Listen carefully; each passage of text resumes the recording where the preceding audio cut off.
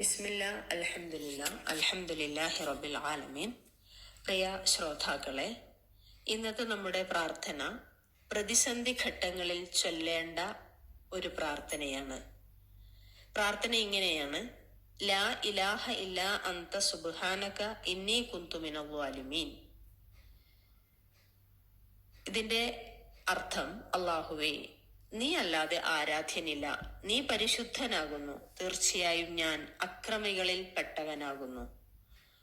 ഈ ഒരു പ്രാർത്ഥനയുടെ ശ്രേഷ്ഠതയും മഹത്വവും മനസ്സിലാക്കുമ്പോൾ റസൂലുള്ളാഹി സ്വല്ലല്ലാഹു അലൈഹി വസല്ലമ പറഞ്ഞ കാര്യം നമ്മൾ അറിഞ്ഞിരിക്കുന്നത് നന്നായിരിക്കും. മത്സ്യത്തിന്റെ വയറ്റിൽ കിടന്നുകൊണ്ട് ദുന്നൂൻ അഥവാ യൂനുസ് നബി പ്രാർത്ഥിച്ച ഒരു പ്രാർത്ഥനയാണിത്. അല്ലാഹുവേ, നീ അല്ലാതെ ആരാധ്യനില്ല, നീ പരിശുദ്ധനാകുന്നു, തീർച്ചയായും ഞാൻ അക്രമികളിൽ പെട്ടവനായിരിക്കുന്നു എന്നത്. ഒരു മുസ്ലിം ഇതുകൊണ്ട് പ്രാർത്ഥിച്ചാൽ അവന് അള്ളാഹു ഉത്തരം നൽകാതിരിക്കില്ല എന്ന് റസൂലുള്ളാഹി സ്വല്ലല്ലാഹു അലൈഹി വസല്ലമ പറഞ്ഞതായി നമുക്ക് വായിക്കാൻ സാധിക്കും.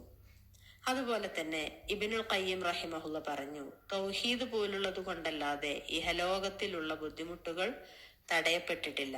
അതുകൊണ്ടാണ് പ്രയാസഘട്ടത്തിലുള്ള പ്രാർത്ഥന തൗഹീദ് കൊണ്ടായത്. ദുന്നൂനിന്റെ പ്രാർത്ഥന ആരെങ്കിലും പ്രാർത്ഥിച്ചിട്ടുണ്ടെങ്കിൽ അവന്റെ പ്രയാസം അള്ളാഹു തൗഹീദ് കൊണ്ട് നീക്കിയിട്ടുണ്ട് എന്ന്.